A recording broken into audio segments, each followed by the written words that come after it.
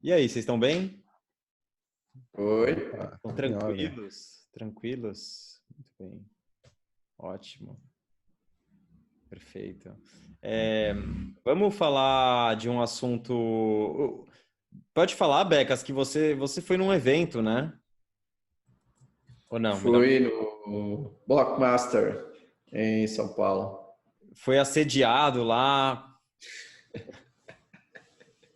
Já sou reconhecido em público. Exatamente. Muitas oportunidades aí na blockchain? Opa! É mesmo? Dá para fazer tudo, dá para fazer receita culinária, Opa, tcha-chain, comprar alface. tcha-chain. Só no tcha-chain. Registrar imóveis. Não, mas não, o evento era bom, gostei. Então conta, o que você gostou? O que você traz pra gente de bom lá desse evento? Eu assisti a algumas das palestras, visitei as bancas, gostei de ver iniciativas enfim, quer a nível de wallets, quer a nível de facilitar algum tipo de second layer ou sidechain com utilização de Bitcoin aí no comércio, no varejo. E uma palestra que me impactou bastante, que é um tema que na verdade, que me interessa há muito tempo, e que foi apresentado talvez da melhor forma possível dentro do que existe, que tem a ver com as stablecoins. Stablecoins. Tá, vamos explicar primeiro. Peraí, Becas, desculpa, Dov. Você tá bem? O Dov está flutuando no quarto. Estou me movendo aqui na minha sala. Diga, ajeitando a câmera aqui. Vamos começar do princípio. O que são essas stablecoins? Stablecoins, e eu vou repetir um pouquinho a categorização, que eu acho que é importante, porque elas são muito diferentes dependendo da forma como são construídas. Né? Stablecoins são criptomoedas que pretendem que o seu valor perante, digamos, os bens de consumo seja relativamente estável. Ou seja, você vai comprar um pão... Na pretensão, pelo menos, né? Na pretensão. Você vai comprar um pão com essa unidade e se você for comprar o pão hoje ou amanhã e o cara que comprou a farinha para fazer o pão, a eletricidade, ele precisa de uma certa estabilidade que hoje as criptomoedas não têm. Mas por que uma pessoa compra uma stablecoin? Se ela vai usar uma stablecoin para comprar outra stablecoin? Ela pode ter uma cadeia de suprimentos e precisa ter uma certa garantia de estabilidade, pelo menos enquanto não houver uma hiperbitcoinização, por exemplo. Enquanto esse dia não chegar, se você está no meio de uma cadeia produtiva, em que você tem vários insumos e depois tem várias receitas, você quer que elas estejam casadas. Não, tudo bem, eu digo, mas por que o cara vai sair do dólar para entrar num dólar Tether, por exemplo, que é uma stablecoin? Para ter as vantagens que teria com Bitcoin, por exemplo, mas tendo ao mesmo tempo, não tendo a volatilidade. Então, deixe-me só explicar um pouquinho como é que são os três grandes tipos, e aí já podemos entrar mais no detalhe. Portanto, o objetivo é esse, é você comprar, sei lá, o pão, hoje e amanhã tem mais ou menos o mesmo valor. A forma mais fácil de fazer isso hoje, 2019, é de alguma forma indexar ou quase indexar a criptomoeda, por exemplo, ao dólar. Porque o pão, o valor os dólares necessários para comprar o pão hoje ou amanhã vão ser quase iguais. E então há três categorias. Há as stablecoins, que são 100% algorítmicas, sem qualquer colateral, ou seja, você tem ali um algoritmo de compra e venda e de emissão de nova moeda, do estoque de moedas, que tenta que o valor dela seja sempre o mesmo.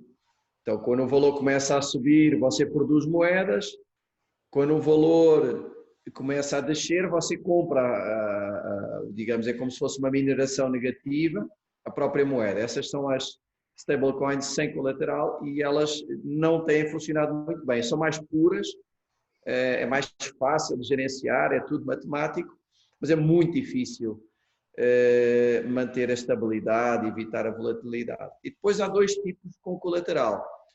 E aqui é que eu achei muito interessante. Um tipo que já conhecemos e que não tem grande ciência, que é, ok, você compra $1, tem $1 parado ali e ela vale $1, tudo bem, é fácil de fazer, é centralizado, não traz grande vantagem em relação a usar o dólar. Esta que foi apresentada, aí sim eu achei interessante, que é, você tem colateral, por exemplo, em Bitcoin, ou seja, você tem apenas algoritmos e Bitcoin, não tem mais nada.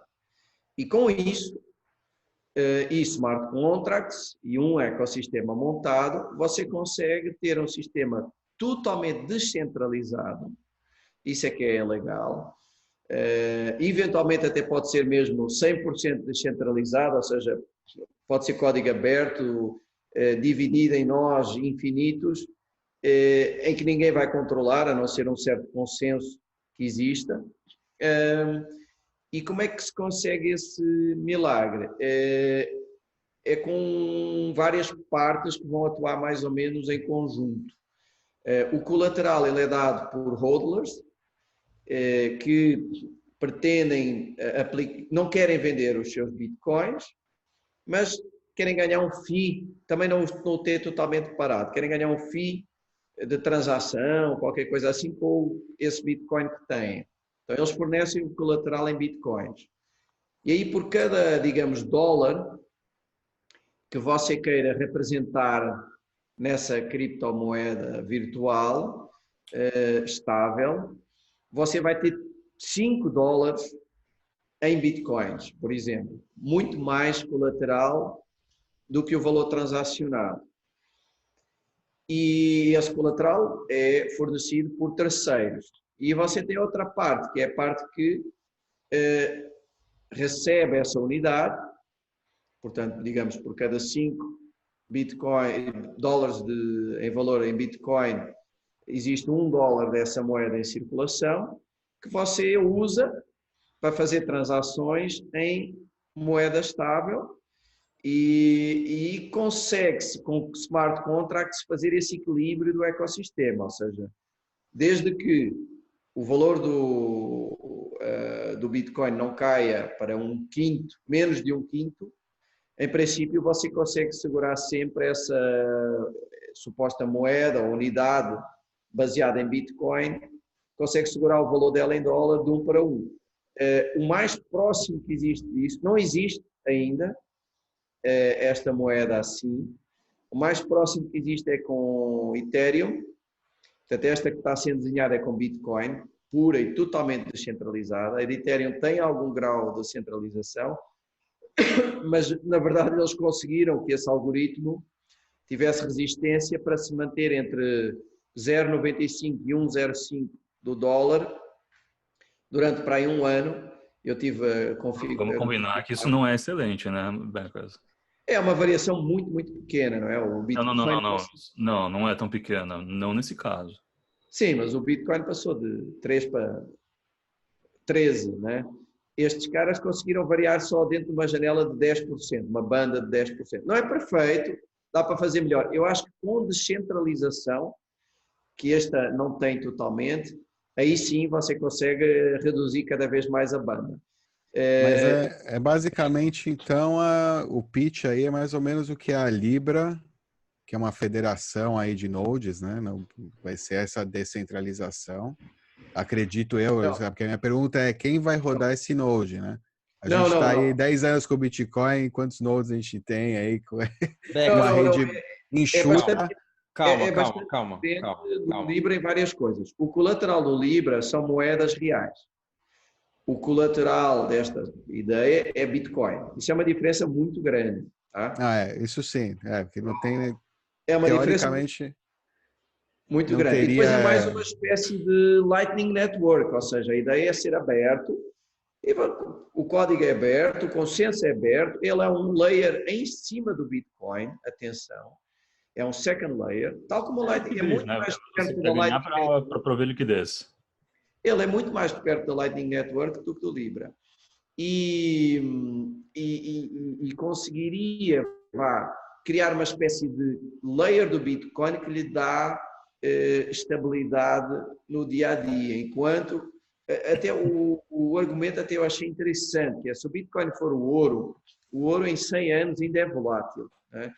Vai demorar um pouco até o Bitcoin perder a volatilidade. Este pode ser um meio caminho baseado em Bitcoin, não há nada ali que não seja Bitcoin, não há nada que não sejam smart contracts feitos com Bitcoin.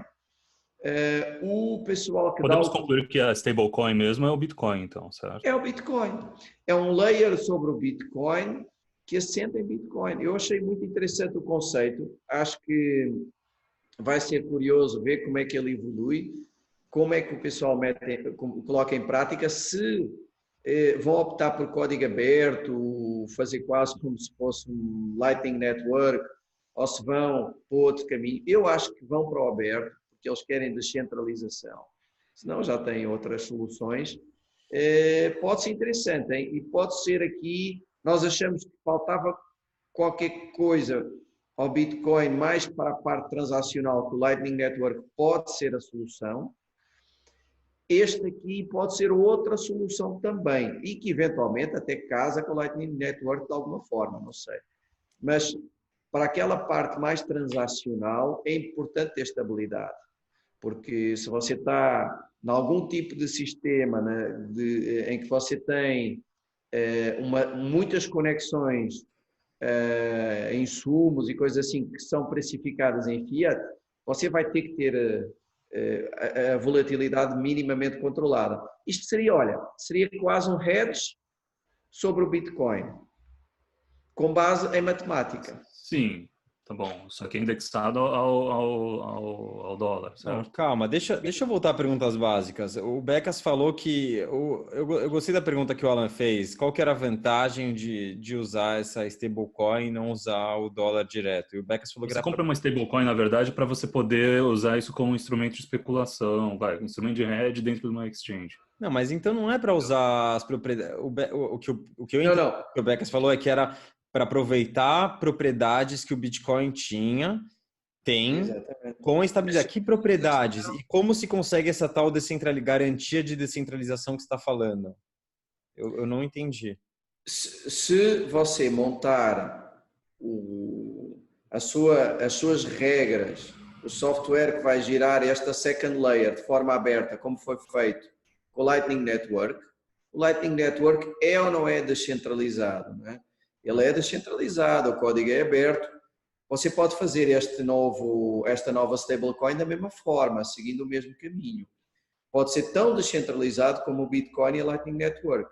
É um segundo layer, ele assenta sobre Bitcoin, ele não depende de governos, não depende de regulação, portanto, é uma unidade... Não, mas tem uma diferença, desculpa. Eu quero entender melhor. Não é puro, Na Lightning Network é BTC, são satoshis. Um satoshi é um satoshi. Nesse que você está dizendo, que eu nem sei se tem um nome esse projeto, tem um nome? Não.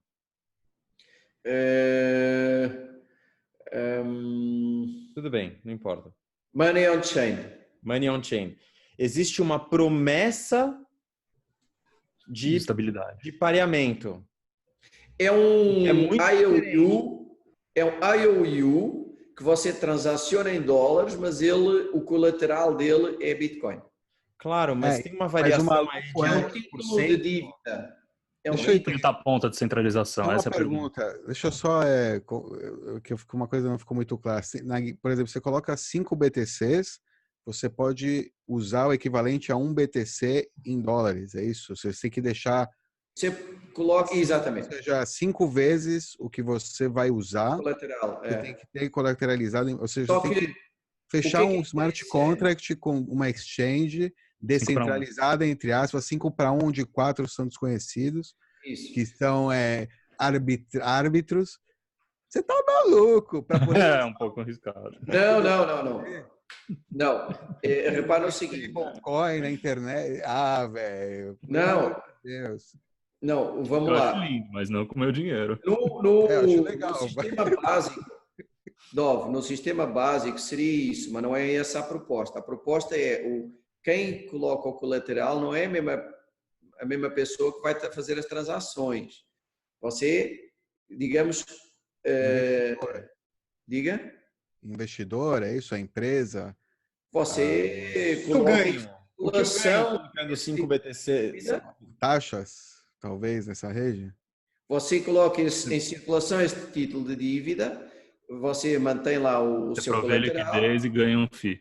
e ganha um FII. Mas os seus 5 bitcoins continuam lá sempre, não é? O colateral. Sim, Passado o negócio é encontrar ano, onde está a 2 ponta de anos. centralização nessa história, né? Porque tem alguma ponta aí.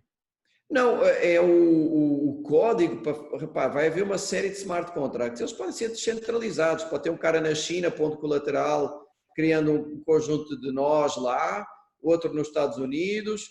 Eles se comunicam. Faz-me lembrar muito a Lightning Network. É o Ou mais seja, o próximo. risco é a quantidade de descentralização, é isso, né? O risco é Exato, isso, se é for você muito analisar a quantidade de descentralizado. descentralização. E mais, eu até diria mais, uma coisa interessante é, hoje são 5 bitcoins para um, amanhã deveriam ser 4 para um, depois, até que às tantas, havendo hiperbitcoinização, vai ser 1 para 1 e acabou, e já não há hedge, o hedge fica de graça, deixa de existir a necessidade. Mas é um caminho interessante, eu acho que vale a pena observarmos de perto como é que vai evoluir. E a dizer, o mais perto disto que já existe, este vai ser colocado daqui a um tempinho, daqui a uns meses. O que já existe é aquele Market DAO, né? O DAI, mas é em Ethereum. Este aqui tem a vantagem que é mais descentralizado e em Bitcoin. Então, acho que vale a pena observar. Vamos ver como é que se vai comportar. Esse Market DAI Vai dar o que falar, né? tem variado pouco, então já prova que pelo menos a parte matemática está com alguma robustez. Vamos ver. Imagina uma Lightning Network, mas que não tem volatilidade. É isso. Mas alguém tem que garantir isso, Alguém né? tem que garantir como Essa você é a questão. confia na Tem que ter alguém por trás, porque não existe paridade. essa garantia no mercado de estabilidade. Alguém garante a estabilidade. O que garante estabilidade geralmente quer dizer manipulação. Não existe estabilidade no universo. Não, é um algoritmo de balanceamento. O que garante a estabilidade é, os holders, que dão o colateral, e 2, o algoritmo, que tem que ser robusto para fazer face a essa volatilidade. É claro que se houver uma variação brutal, por exemplo, se o Bitcoin passar de 10 para menos de 2, tem um problema. Mas se ele passar de 10 para 5, não tem problema.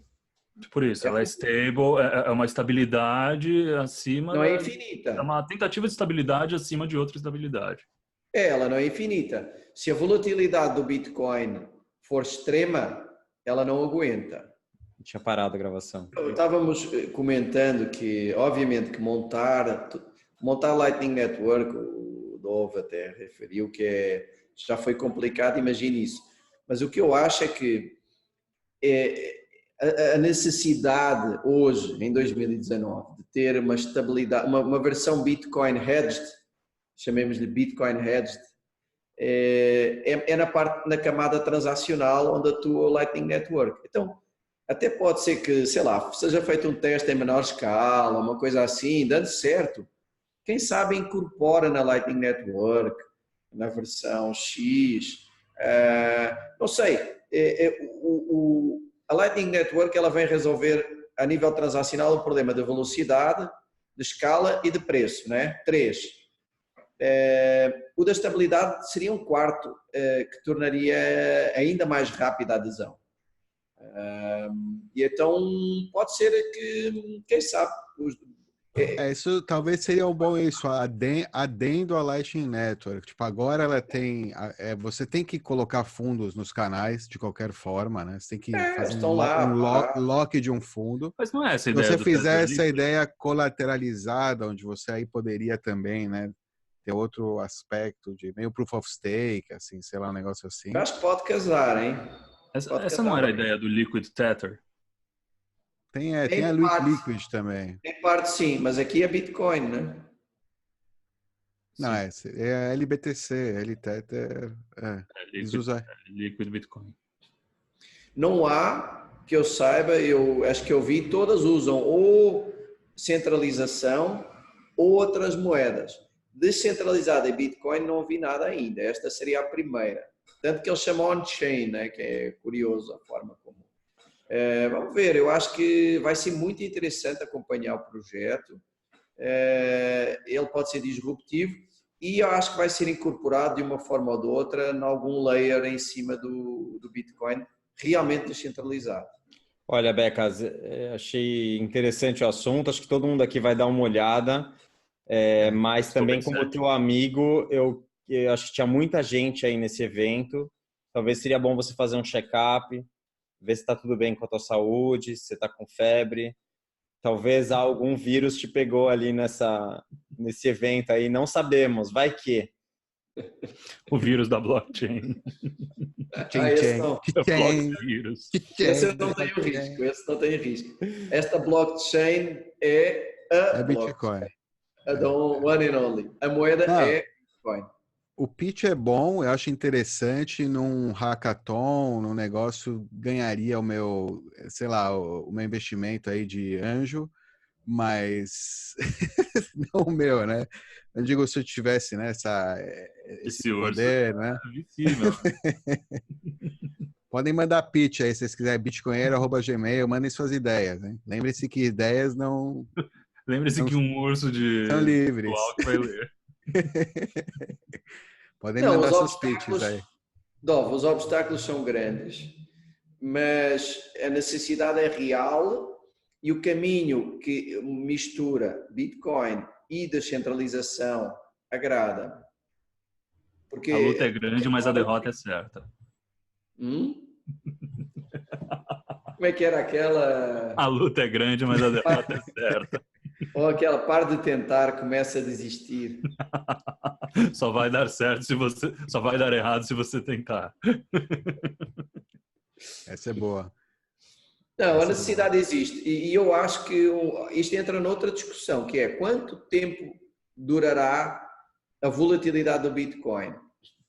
O cara foi mais radical do que nós aqui. Enfim, talvez o Alan esteja num extremo, o cara estaria no outro, eu devo estar mais ou menos no meio, que é, eu acho que vai haver volatilidade até haver uma hiperbitcoinização. Vai haver, não é? Mas o exemplo que ele deu foi do ouro. O ouro, desde 1900 até 2019, nunca perdeu. Ele já foi mais volátil e menos, mas nunca perdeu o ouro, hein? O ouro que existe desde os primórdios da humanidade. Nunca perdeu volatilidade. É uma reserva de valor, ainda é volátil, caramba. Não é? Porque a volatilidade não é do ouro, é das pessoas. A pergunta é, o Bitcoin veio resolver volatilidade ou veio descentralizar o dinheiro? Exatamente. O ser humano é volátil, por isso que o ouro é volátil. Eu acho que essas retóricas, essas narrativas às vezes fazem sentido, mas é esse o objetivo. Só traduz o que a natureza humana mostra na economia. Não, mas vamos se a natureza está volátil, a reserva de valor tem que estar volátil também. Sim, mas vamos lá. Há dois momentos, né? Momento de convivência Fiat-Bitcoin. Mas isso já é uma abstração que cria um problema de compreensão no mercado, né? Essa distorção conceitual que é um pouco artificial, né? Não, mas o que é a volatilidade? Vamos medir a volatilidade, por exemplo, em grãos de trigo. Não é? A volatilidade, esquece a Fiat então. Volatilidade eu tenho uma dada unidade de valor que eu tenho guardada, é o meu património, e todo dia eu preciso de comprar farinha de trigo, ou grãos, moer, fazer pão e vender pão. Volatilidade eu hoje gastei X, amanhã vou gastar X, mais ou menos um valor baixo, se for pouco volátil, não é? Se for muito volátil, vou gastar X mais ou menos um valor alto. A previsibilidade não tem a ver com outras moedas. Ou gastar meio X. Tem a ver com a simples atividade económica. Ela exige uma certa estabilidade na unidade de valor com que você faz as transações do dia a dia. Quanto tempo vai demorar até haver uma estabilidade do Bitcoin face aos bens, para não falar de outras moedas? A estabilidade, na minha opinião, vai vir no dia em que o flip acontecer. Exatamente. Até lá não, vai sempre haver volatilidade. Esse dia... Não, só que se você quiser combater essa volatilidade, criando uma estabilidade em cima de uma coisa que você já está combatendo, ou seja, você tem que garantir duas estabilidades, entendeu?